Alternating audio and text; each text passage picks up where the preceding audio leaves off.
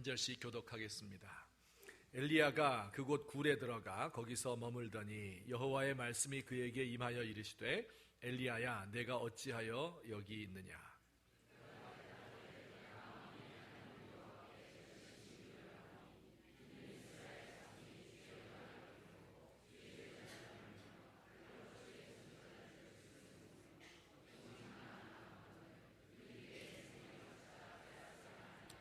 여호와께서 이르시되 너는 나가서 여호와 앞에서 산에 서라 하시더니 여호와께서 지나가시는데 여호와 앞에 크고 강한 바람이 산을 가르고 바위를 부수나 바람 가운데에 여호와께서 계시지 아니하며 바람 후에 지진이 있으나 지진 가운데에도 여호와께서 계시지 아니하며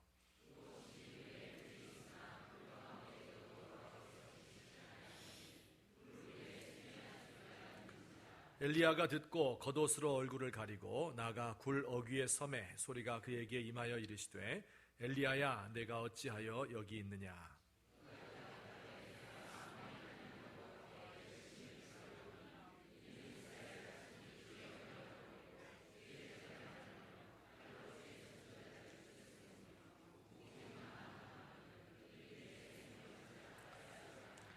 여호와께서 그에게 이르시되 너는 내 길을 돌이켜 광야를 통하여 다메섹에 가서 이르거든 하사엘에게 기름을 부어 아람의 왕이 되게 하고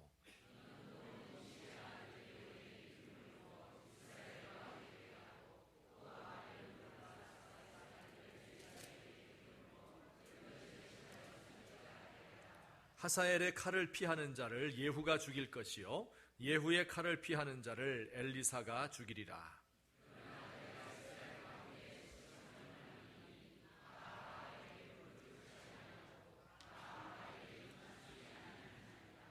아멘. 엘리야는 우리와 성정이 같은 사람이었지만 하나님께 기도하고 또 기도함으로 위대한 일을 이루신 분이다. 3년 6개월 동안 비가 오지 않게 하고 또 하늘에서 불이 내려서 누가 참 신인지 승리하게 하고 바알신과 아세라신의 제사장 850명을 죽이고 또 다시 비가 오기를 간절히 기도했습니다.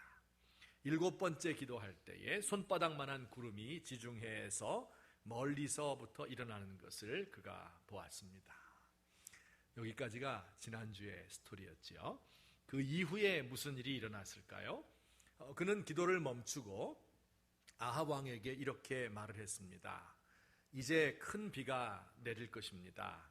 얼른 마차를 타고 왕궁으로 돌아가시지 않으면 길이 끊깁니다. 아합이 마차에 오르자 엘리야는 그 마차 앞에서 달려갔습니다. 갈멜산에서부터 이스라엘 그 수도까지 거리가 약 25km 정도 되는데 엘리야가 마차 앞에서 달려가고 있습니다. 우리 지도를 보시면 갈멜산이 여기 있죠. 이 갈멜산의 서쪽에는 지중해가 있습니다. 그리고 수도인 이스라엘까지 약 25km 내지 30km 정도 되는 이러한 긴 길을 엘리야가 아합의 마차 앞에서 달려갔습니다. 그 모습을 상상해 보시면 좀 우습습니다. 엘리야는 다듬지 않은 털옷을 입었다고 했죠. 그 긴 옷을 다 걷어붙이고 가죽띠로 단단하게 동여매었습니다. 맨발로 거친 산길을 달려 내려갑니다. 못 먹어서 뼈만 앙상하게 남고 까맣게 탄 죽늙은이가 허연 머리털과 수염을 휘날리면서 진지한 표정으로 달려가는 모습은 한편의 코미디와도 같습니다. 그러나 이 사건은요, 위대한 승리를 그림으로 보여주고 있는 것이에요. 생각해 보세요. 작은 체구의 엘리야가 막 뛰어가고 있습니다. 그 뒤에 아합 왕과 그의 군대가 말을 몰고 마차를 타고 흙먼지를 일으키면서 달려갑니다. 그리고 그 뒤엔 뭐가 와요? 그 뒤로 비를 가득 머금은 먹구름이 뒤따라가고 있는 것이지요. 놀라운 승리를 이렇게 즐기고 있는 것입니다. 이때 엘리야의 심정은 어떠했을까요? 여러분, 그날 하루 동안에 너무 많은 일이 일어났어요. 하늘에서 불이 내리도록 기도했고요. 거짓 예언자 850명을 살육했고 다시 비가 오기를 간절히 기도했습니다. 이 모든 승리가 자기를 통해서 자기 눈앞에서 지금 이루어지고 있는 것입니다. 하나님의 진노는 그쳤고 축복의 소나기가 대지를 적시고 있습니다. 그렇게 오랜 세월 동안 참고 기다리며 하나님께 기도하던 그 순간이 온 거예요. 이때를 위하여 그렇게도 많은 무고한 백성들이 죽어나가고 의로운 사람들이 고문과 굶주림으로 박해를 당했던 것입니다. 자, 이제 이스라엘은 회복될 것입니다. 왕과 백성들은 이 기적을 두 눈으로 똑똑히 보았고 거짓 선지자들을 죽이기까지 했습니다. 왕은 이제 마음을 돌이키고 선정을 베풀 것이고 백성들은 다시 하나님을 경배하는 복된 민족이 될 것이다 하는 이 희망을 품고 지금 엘리야가 달려가는 것이지요. 이렇게 좋은 일을 어떻게 기뻐하고 감사할 수 있을까? 왕 앞에서, 하나님 앞에서 죽을 때까지 달려가도 그 감격을 다 표현할 수 없을 것 같아요. 마치 눈 오는 날 강아지 뛰놀듯이 이 엘리야는 뛰고 노래하고 기뻐하고 감격했습니다. 이상하게도 그 모든 일을 행하고 또 25km를 1시간 안에 주파하는데도 전혀 피곤하지를 않습니다. 자, 이 일 후에 어떤 일이 일어났을까요? 아합 왕이 회개하고 정신 차리고 선정을 베풀었을까요? 백성들은 바알 우상을 다 버리고 하나님만 섬기고 전국에 있는 신전을 다 무너뜨리고 그 제사장들을 쫓아내었을까요? 여러분, 그런 일이 일어나지 않았습니다. 엘리야의 예상과 정반대의 일이 일어난 것입니다. 아합 왕이 왕궁에 도착했어요. 그래서 왕후인 이세벨에게 오늘 있었던 일을 다 이야기를 했습니다. 이 왕후 이세벨이 그 이야기를 듣는데 그 얼굴이 벌겋게 달아오르면서 화를 내는 겁니다. 이세벨은 진정한 왕후의 위엄을 가진 여자인 것 같아요. 당신이 이스라엘을 다스리는 왕이 맞습니까? 그 요망한 늙은이 하나의 요술에 휘말려서 왕실에서 길러오던 선지자들을 다 죽였단 말입니까? 이런 식으로 백성들의 반란을 진압하지 못하면 이제 당신의 왕권은 끝나는 겁니다. 그러니 이제부터는 제가 맡겠습니다. 진짜 왕은 어떻게 해야 하는지 내가 보여드릴게요. 당신은 간섭하지 말고 보고만 계세요. 정말 무서운 여자죠. 이 남성 호르몬 테스토스테론이 막 나와가지고 정말 무섭습니다. 이세벨은 군인들을 불렀어요. 당장 엘리야를 찾아와라. 그에게 전하라. 내일 저녁쯤에는 내가 반드시 너를 찾아서 내 목숨을 빼앗을 것이다. 두려운 말로 엘리야를 겁박했습니다. 엘리야가 어떻게 했어요? 그 소식을 듣고 엘리야는 도망을 갔습니다. 놀라운 일이지요. 우리 지도를 보시면 어떻게 도망갔는지. 이게 아까 갈멜산에서 이스라엘로 왔는데 여기서 이스라엘 나라의 최남단인 부엘세바까지 한 걸음에 달려왔습니다. 그리고 이번에는 약 200km 정도 떨어진 시내산, 호렙산이죠. 이 광야를 지나서 아무도 살지 않습니다. 이곳에 과거에 모세가 여기서 이스라엘 백성들을 이끌고 십계명을 받았던 바로 그 성산으로 온 것입니다. 먼 길을 40일 동안 약 200km 되는 거리를 걸어서 도착을 했습니다.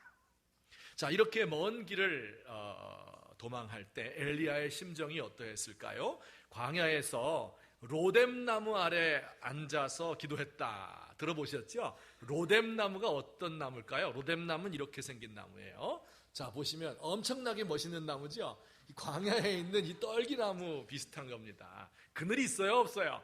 그늘도 찾기 힘든 이런 곳인데 광야니까 그것밖에 없는 거예요. 그래서 그 나무 아래서 휴식을 취하고 잠에 빠져 있었습니다. 그의 마음을 이렇게 묘사하고 있습니다. 19장 4절 말씀에 보니까 우리 같이 한번 읽어볼게요. 시작. 광야로 들어가 하룻길쯤 가서 로뎀나무 아래 앉아서 자기가 죽기를 원하여 이르되 여호와여 넉넉하오니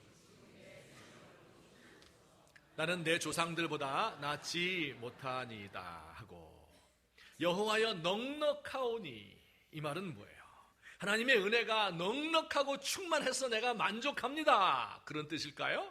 아니지요. 하나님, 제가 지금까지 할 만큼 충성했고 또 당할 만큼 박해를 받았습니다. 이제는 싸울 힘도 없고 더 이상 도망할 힘도 없습니다. 완전히 낙심하고 절망한 그런 자신의 심정을 이렇게 표현하는 거예요. 지금 내 생명을 거두시는 게 좋겠습니다. 차라리 빨리 죽어서 없어지는 것이 저를 사랑하시는 길입니다. 이렇게 말한 겁니다. 하나님이 엘리야야 내가 어찌하여 여기 있느냐라고 말씀할 때 또 이렇게 대답을 했어요. 10절과 14절에 똑같은 대답인데 또 같이 읽습니다. 그가 대답하되 내가 만군의 하나님 여호와께 열심히 유별하오니 이스라엘 자손이 주의 언약을 버리고 주의 제단을 헐며 칼로 주의 선지자들을 죽였음이오며 오직 나만 남았거늘 그들이 내 생명을 찾아 빼앗으려 하나이다. 오직 나만 남았습니다. 얼마나 간절한 외로움의 표현입니까? 우라가 치밀고 절망감에 몰려드는 겁니다. 여러분, 이런 사람들, 이런 증상을 가리켜서 우리가 우울증이다 그렇게 이야기하죠. 그래서 이제 죽는 것이 낫겠다 이렇게 말하고 있는 겁니다. 이게 엘리야의 이 로뎀나무 아래서의 광야에서의 심정이었습니다. 자, 우선 여기서 한 가지 짚고 넘어갑시다. 이렇게 엘리야가 하나님 앞에 기도드린 것, 이걸 기도라고 말할 수 있는지는 모르겠어요. 원망과 불평과 한탄이죠. 이것을 어떻게 평가해야 될까요? 어떤 사람들은 이것을 아주 비난합니다. 그래, 엘리야가 지치기는 정말 지쳤지. 완전히 번아웃 됐어. 몇 년 동안 그렇게 고생을 하고 기도를 했는데 이제는 승리해서 아방이 정신 차릴 줄 알았는데 더 센 왕후가 나타나서 그를 죽이겠다고 하니까 힘들어하는 것도 무리는 아니야.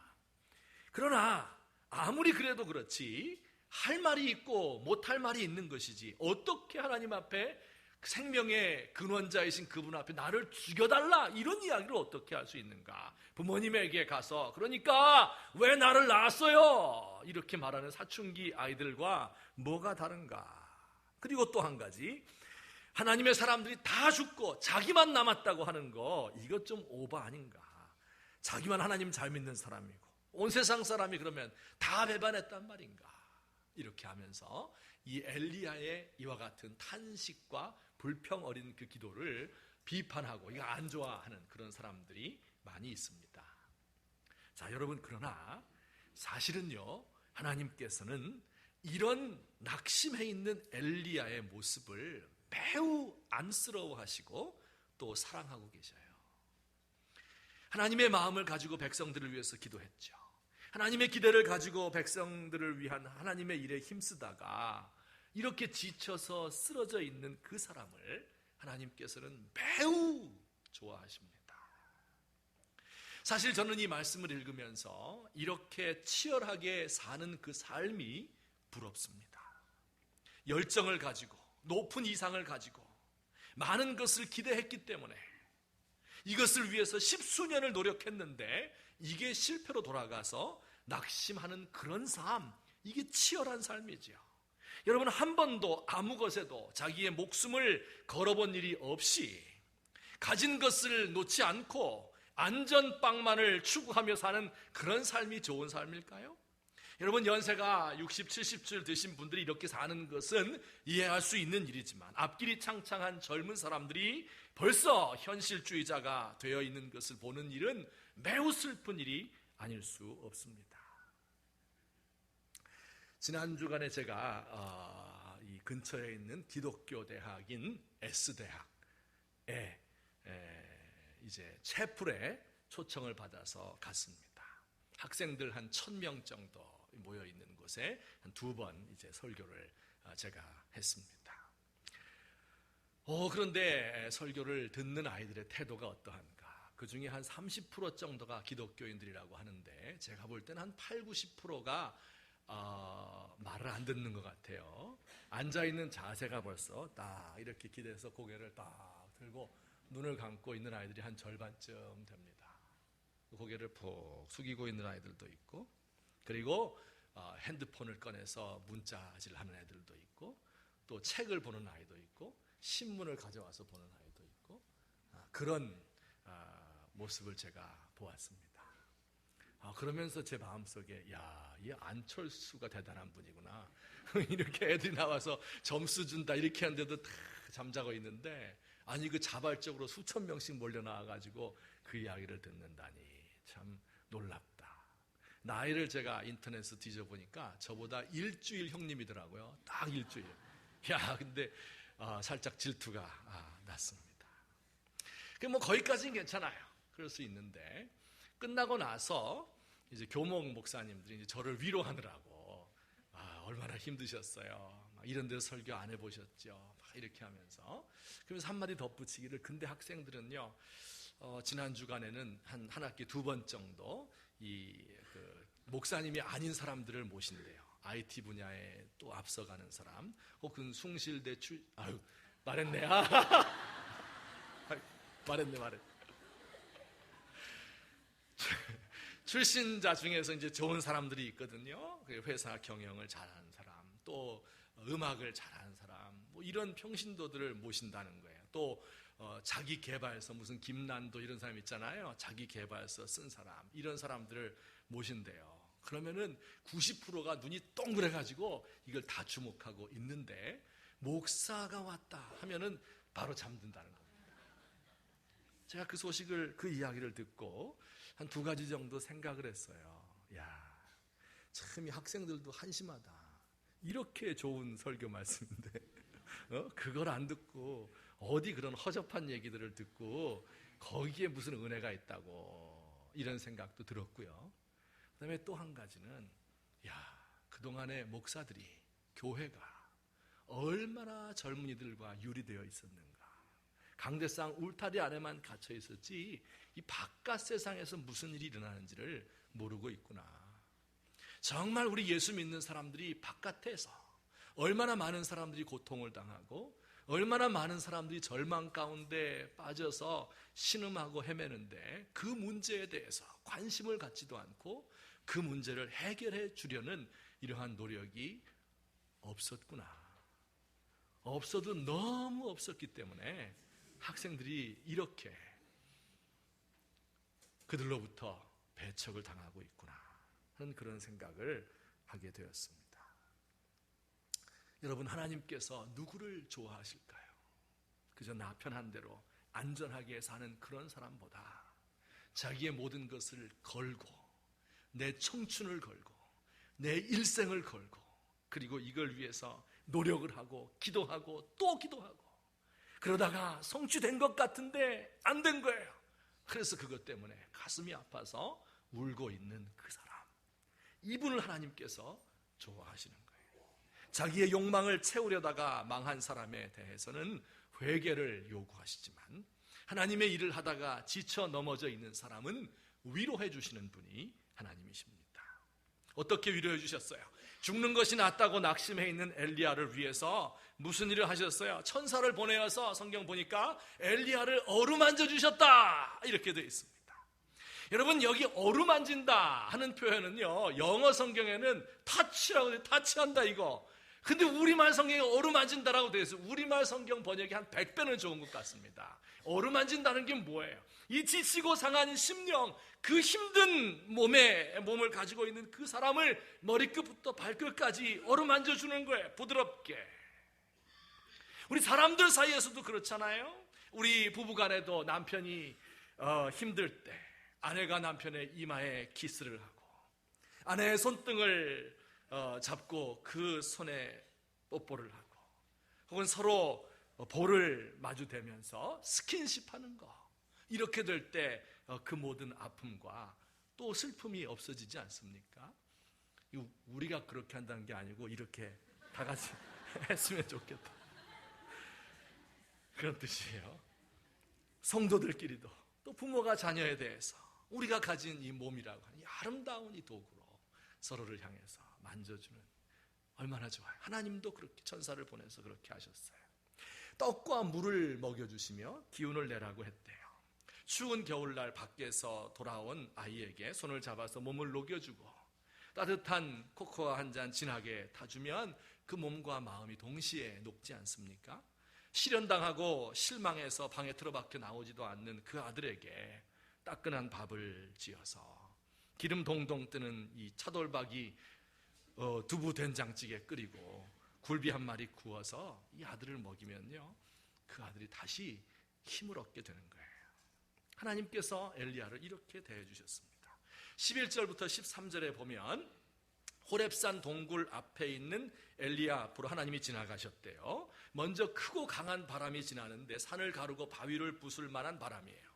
다음에는 지진이 와서 온 천지가 흔들립니다. 다음엔 불이 온 산을 다 집어삼킬 기세로 타오르고 있습니다.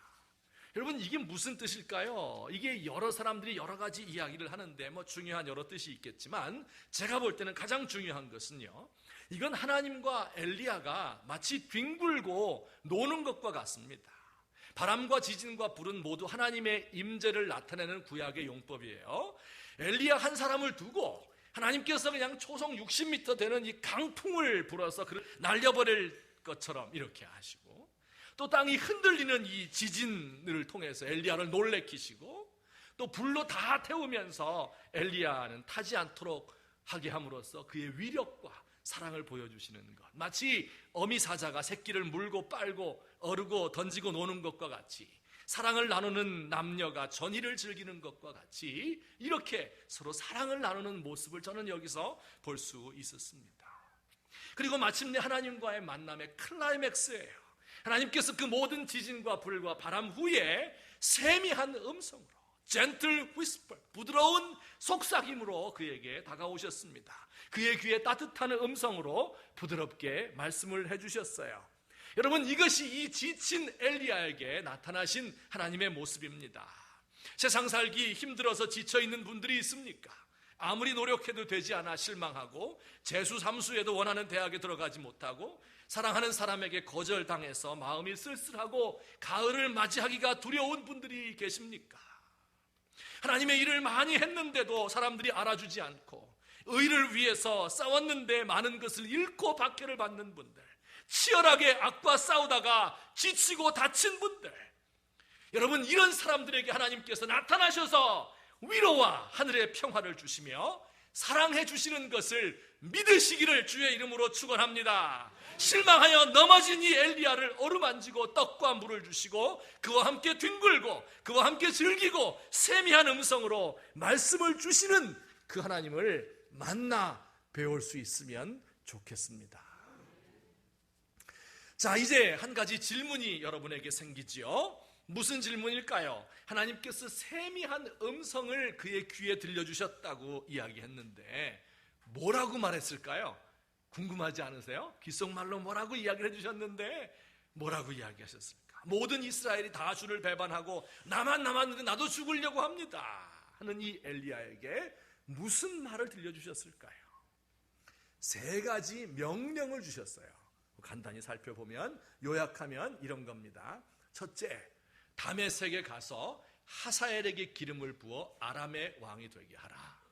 아람은 이스라엘이 아니죠. 지금의 시리아고, 그 수도가 지금도 다마스커스인데 옛날에도 다마스커스였어요. 그곳에 가서 하사엘이라고 하는 군인을 만나라. 그리고 그에게 기름을 부어서 왕 되게 하라. 두 번째, 이스라엘 사람 군인인데 예후라는 사람을 찾아서 그에게 기름을 부어서 왕 되게 해라. 세 번째, 엘리사라고 하는 사람 찾아서 너를 대신할 선지자로 만들어라. 그를 제자로 삼아라. 이렇게 이야기를 했습니다. 그리고 결론적으로 이렇게 명령해서 17절 말씀에 다 같이 시작. 하사엘의 칼을 피하는 자를 예후가 죽일 것이요 라고 이야기했습니다. 도대체 이게 무슨 뜻일까요?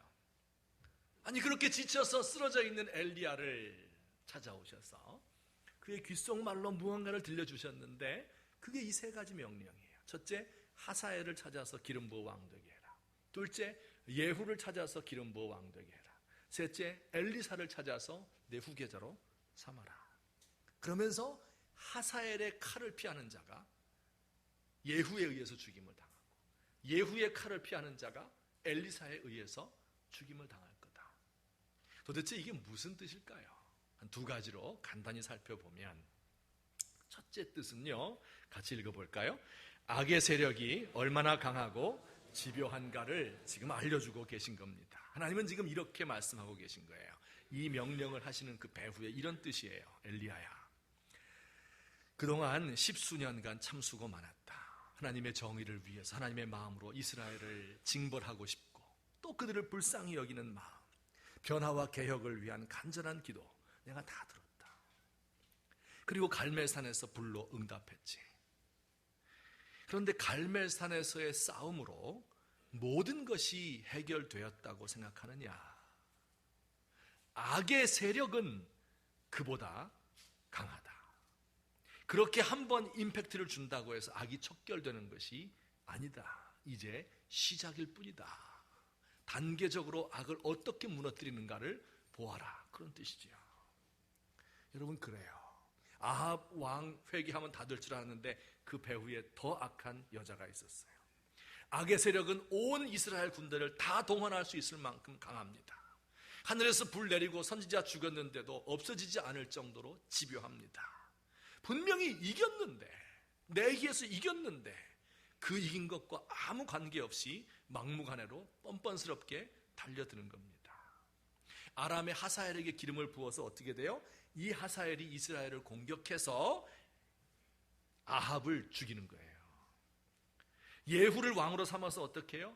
이 하나님을 경외하는 군인인 예후가 군인인데 쿠데타를 일으켜서 왕후 이세벨과 남아있는 아합의 가문을 다 멸절시키는 겁니다. 자, 여러분, 이렇게 아합의 가문을 다 없애버리면 바알 종교가 뿌려놓은 그 악의 씨앗을, 그 나무들을 다 뿌리 뽑을 수 있을까요? 외적으로 무너진다고 해서 바알 종교의 영향력이 없어질까요? 여러분, 놀라운 일은요, 나중에 밝혀지지만 아합의 가문을 완전히 멸망시키고 대신 왕이 된 사람이 누구라 그랬죠? 아까 예후라 그랬죠, 그죠? 근데 그 예후 자신도 권력욕 때문에 다시 나라를 망치는 사람이 되고 맙니다. 여러분, 하늘에서 불이 내려오게 한 뭐 이런 것들 있잖아요. 그거가 단순한 이 천박한 군중 심리에 불과했던 거예요. 여러분, 악의 세력이 이렇게 집요하고 강하고 뻔뻔스럽고 널리 퍼져 있기 때문에 이것을 쉽게 제거할 수 없는 거예요. 이것을 하나님이 가르쳐 주길 원했고 이것을 아는 사람이 바로 지혜 있는 사람입니다. 어떤 위대한 정치 세력이 악한 구세력을 몰아냈다고 해서 악이 없어지는 게 아니라 그 새로운 세력이 구태를 재현하는 모습을 우리가 지난 현대사에서 얼마나 여러 번 경험을 했습니까? 어떤 분들 부흥회에 가서 은혜 받고 회개하죠. 눈물 콧물 철철 흘리면서 내가 정말 잘못됐습니다. 여러분, 그러면 그때부터 그 사람의 삶이 변해야 되잖아요. 정말 그렇습니까? 우리가 아이들 데리고 수련회에 가면요, 한 3박 4일 말씀으로 먹이고 기도하고 사랑으로 돌보면요, 마지막 날 되면 그 눈동자가 빛이 반짝 나는데요, 그 순수하고도 아름다운 눈동자예요. 그 눈을 본 사람은요, 잊을 수가 없어요. 그래서 아이들 데리고 수련회 가는 겁니다. 그런데 놀라운 것은요, 갔다 와서 한 두세 주 지나면 받은 은혜, 뭐 깨달은 말씀 이런 건 다 없어지고 누가 누구와 사귄다 이것만 남는 것을 정말 여러 번 보았습니다. 여러분, 기적을 체험하면 달라질까요? 여러분, 하나님의 은사를 받고 살아계신 그 하나님의 기적을 보는 것은 매우 중요한 겁니다. 우리 신앙의 도화선이 될 수 있어요. 하지만 얼마나 많은 사람들이 기적을 보았음에도 불구하고 그저 그 당시에는 그런가 보다, 하지만 금방 악한 세계로 돌아가는 이런 모습을 우리가 보게 됩니다. 사회를 개혁한다고 하는 것, 그렇게 한순간에 이루어지는 것이 아닙니다. 오랜 세월 전쟁과 반목으로 얼룩져 있는 이 세상을, 그 모든 매듭을 단시간에 풀 수 있는 것이 아닙니다. 여러분, 그렇다고 해서 여기에 자신을 헌신하고 투신하지만 이 사실을 아는 사람은 낙심하지 않습니다. 다시 일어나서 꿋꿋하게 주의 일을 감당하는 겁니다. 교회의 개혁이 더디다고 해서 낙심하지 않았으면 좋겠어요. 원래 그런 겁니다. 여러분, 때로 단번에 개혁이 이루어지면 그 개혁이 잘 이루어진 것 같지만 사실은 그 개혁을 이룬 사람이 교만해져서 얼마 안 가서 그 자신이 인적 청산의 대상이 되고 많은 것을 우리가 잘 보게 됩니다. 사실 우리 사람들의 아주 깊은 곳에 죄악이 뿌리 박혀 있기 때문에 이 죄의 문제를 해결하기 위해서는 한 가지밖에 없어요. 죽어야 됩니다. 죽는 길밖에 없어요. 죽으면 죄 못 져요. 여러분, 인류의 삶 속에, 인류의 역사 가운데 모든 죄악이 속속들이 배어 있기 때문에 인간 세상이 망해야 그 죄가 없어지는 거예요. 하나님 나라가 이 땅 위에 임하게 될 때야 완전한 세상이 오게 되는 것입니다. 이 사실을 아는 사람이 지혜로운 사람. 하나님께서 이것을 엘리야에게 먼저 가르쳐 주십니다. 두 번째로 엘리야에게 무엇을 가르쳐 주실까요? 다 같이 이 명령을 통해서 가르쳐 주시는 이 내용입니다. 같이 봅니다. 시작. 하나님의 계획은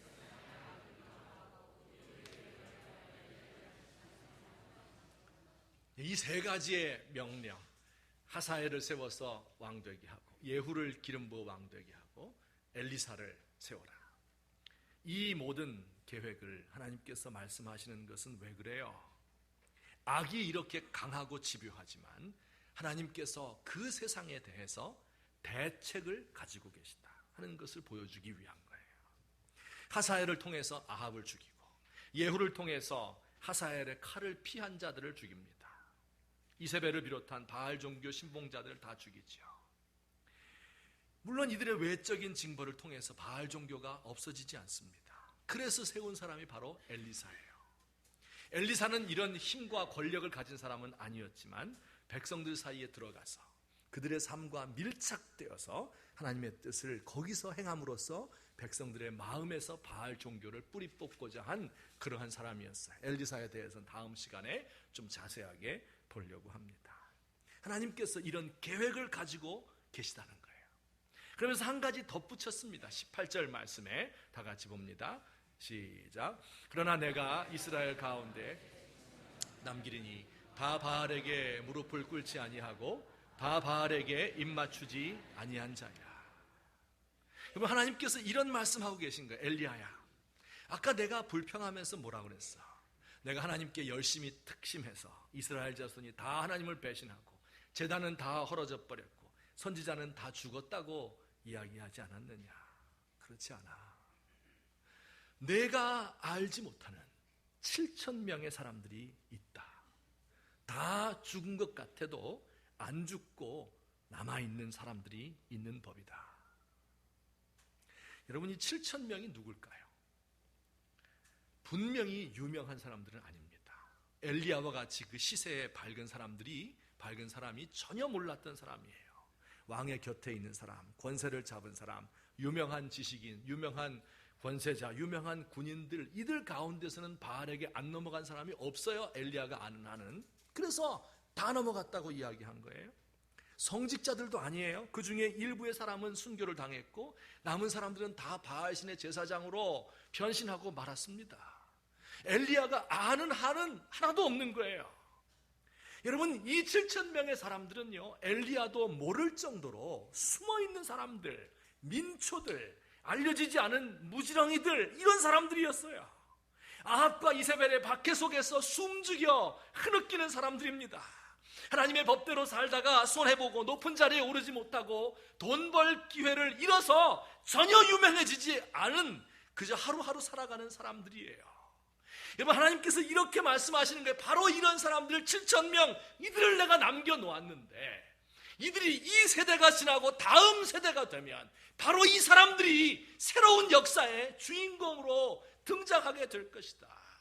내가 그들을 사용해서 다시 하나님의 나라를 일으킬 것이고, 그리고 바알신 숭배하는 것들을 이 땅에서 뿌리 뽑을 것이다. 이렇게 약속하고 계신 겁니다. 결론적으로 말씀을 맺겠습니다. 여러분, 오늘 이 말씀은 하나님의 일을 하다가 슬픔과 고통 가운데 낙심에 빠져있는 엘리야에게 나타나셔서 새로운 희망을 주시는 하나님이심을 우리에게 보여주고 있습니다. 오늘 우리 시대에도 많은 사람들이 우리에게 소망을 이야기합니다. 옛날에 억울하면 출세하라.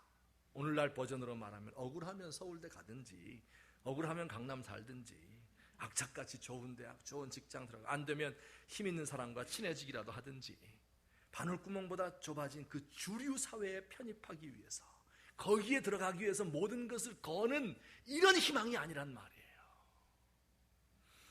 여러분, 어떨 때는요, 긍정적으로 세상을 봐라, 낙관적으로 살고, 당신도 알고 보면 잠재력이 있으니 이를 개발해라 하는 자기 개발서들 말이에요. 서점에 가면 수천 권이 있습니다.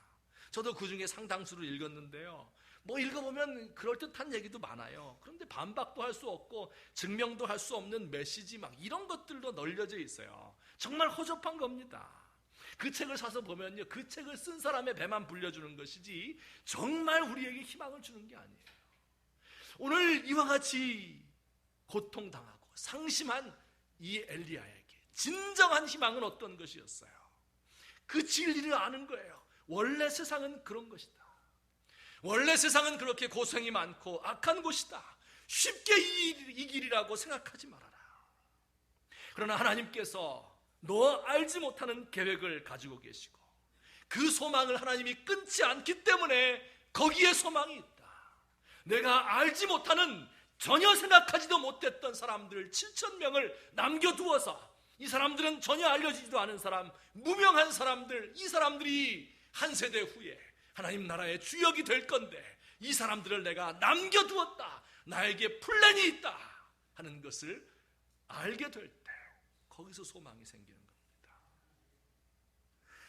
여러분, 하나님께서 우리 가운데 임재하셔서 우리의 고통을 어루만지시고, 그리고 우리에게 먹을 것을 주시고 우리와 함께 뒹굴고 노는 이러한 모습, 여러분, 이것을 위해서 우리가 하나님 앞에 엎드리기만 하면 됩니다. 하나님 앞에 엘리사처럼 솔직하게 이야기하세요. 하나님, 내가 이렇게 죽게 되었습니다. 내가 하나님의 일을 하다가 오직 나밖에 남지 않았습니다. 너무 외롭고 너무 고통스럽습니다. 차라리 죽는 것이 낫지 않겠습니까?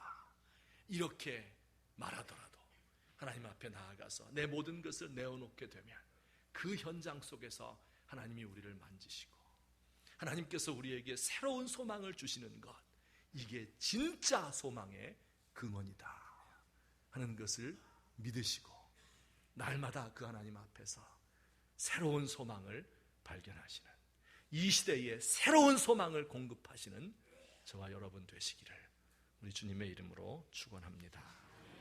한번 같이 기도드리시겠습니다. 오늘 기도할 때 그렇게 기도했으면 좋겠어요.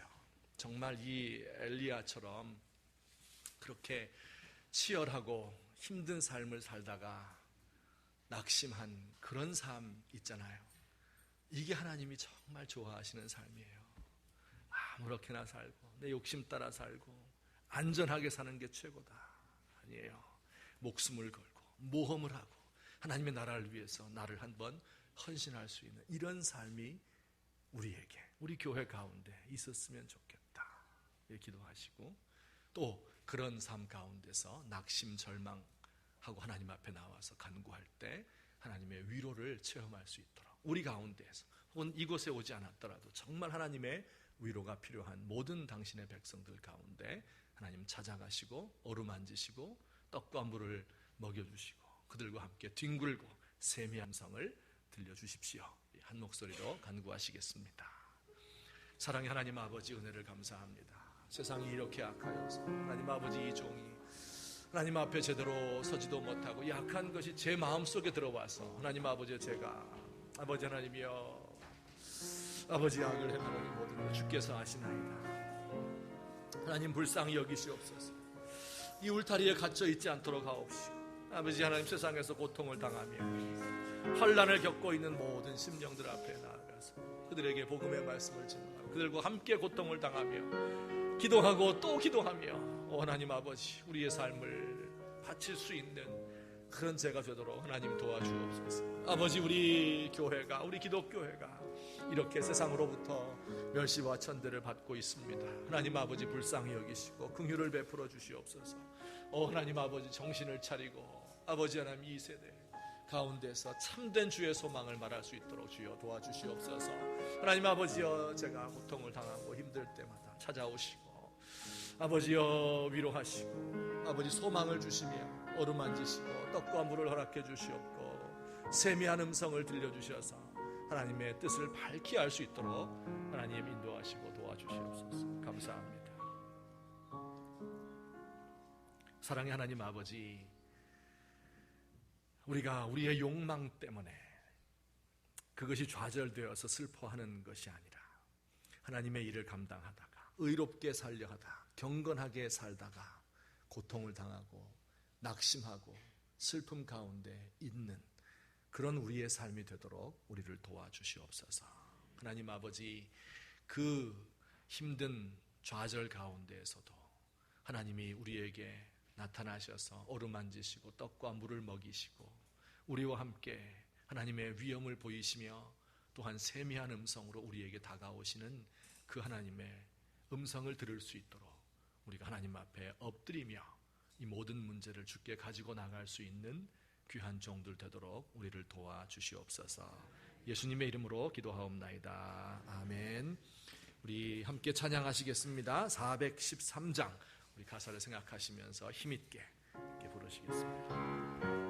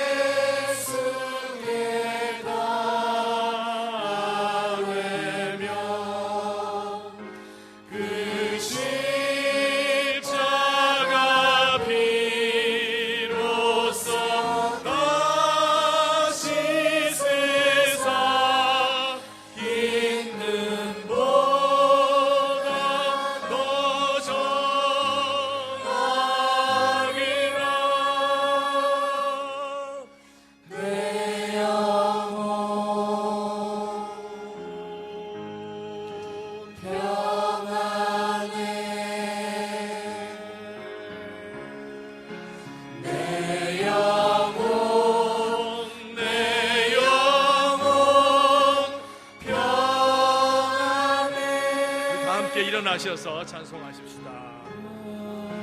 주의 부름이 일어나며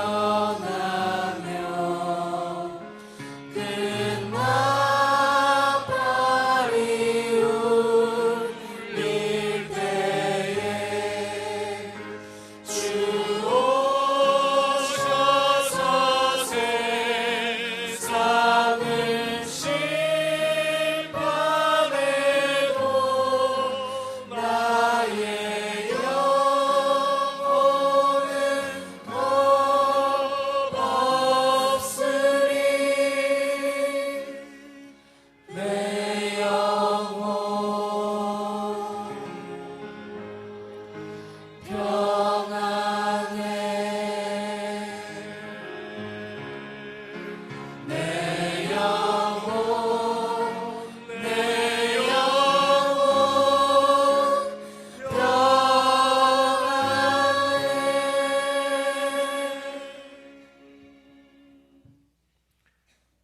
하나님 아버지, 은혜를 진심으로 감사드립니다.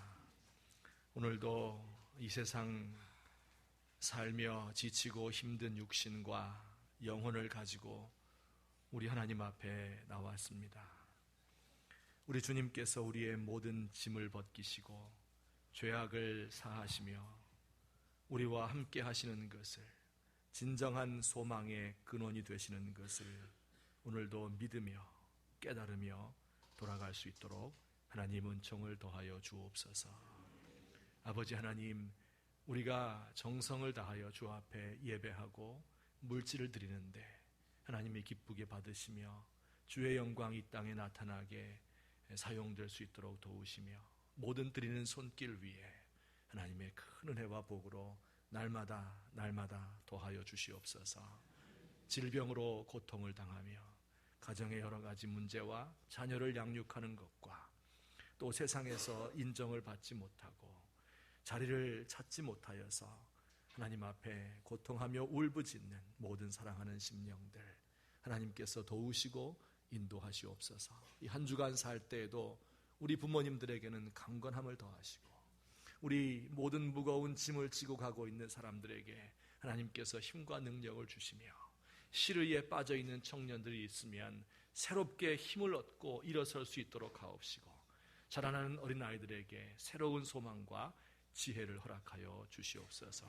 아버지여, 하나님께서 이 나라 이 민족을 불쌍히 여기시며 하나님, 이 민족의 장래를 짊어지고 갈 우리 젊은 학도들 하나님께서 붙드시고 이 젊은이들의 심령 속에 그리스도의 그 십자가의 피가 심기어질 수 있도록 하시옵소서. 모든 물질주의와 쾌락주의에 빠져가지 않도록 하나님 인도하여 주옵소서. 오늘도 주께서 백석학원을 함께 하시며 새롭게 이제 취임하는 총장님에게 주께서 은혜와 능력으로 채우시며 이 어려운 시절을 슬기롭게 감당할 수 있도록 하늘의 지혜와 능력을 공급하여 주옵소서. 지금도 고통 가운데 하나님 앞에 예배하며 감사하며 그리고 주의 뜻을 추구하는 당신의 사랑하는 종 하나님께서 붙잡아 주옵시고 종의 모든 기도와 간구와 소원을 하나님께서 응답하여 주시옵소서. 이제는 우리 주 예수 그리스도의 은혜와 하나님 아버지의 사랑과 성령님의 교통하심이 오늘 주 앞에 모여 경배 찬양하며 또한 하나님께서 우리에게 맡기신 일을 힘을 다하여서 치열하게 끝까지 감당하고 때로 우리가 낙심 가운데 있더라도 하나님의 은혜를 바라보며 하나님의 계획을 믿으며 용기와 소망과 힘을 얻기 원하는 주의 사랑하는 백성들 머리 위에 이제부터 영원토록 함께 계실지어다. 아멘.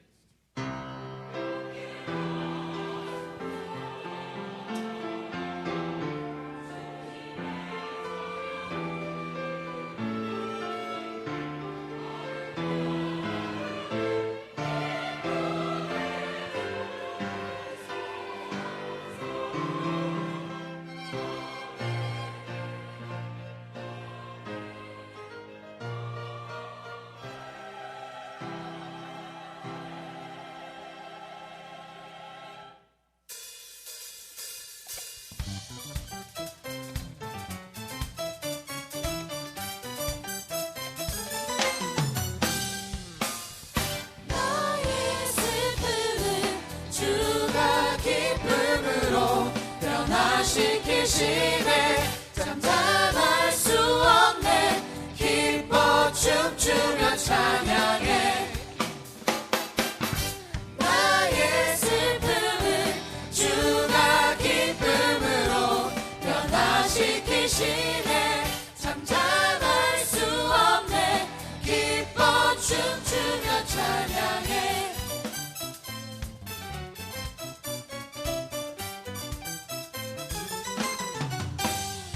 저뿐인 내 영혼 위로해 주셨네 고통 중에 있을 때 주님 평안 주셨네 주 사랑 어둠 이김을 나는 느끼네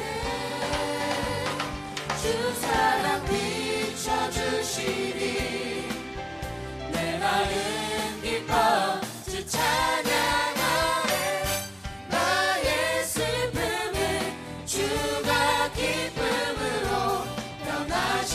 계시네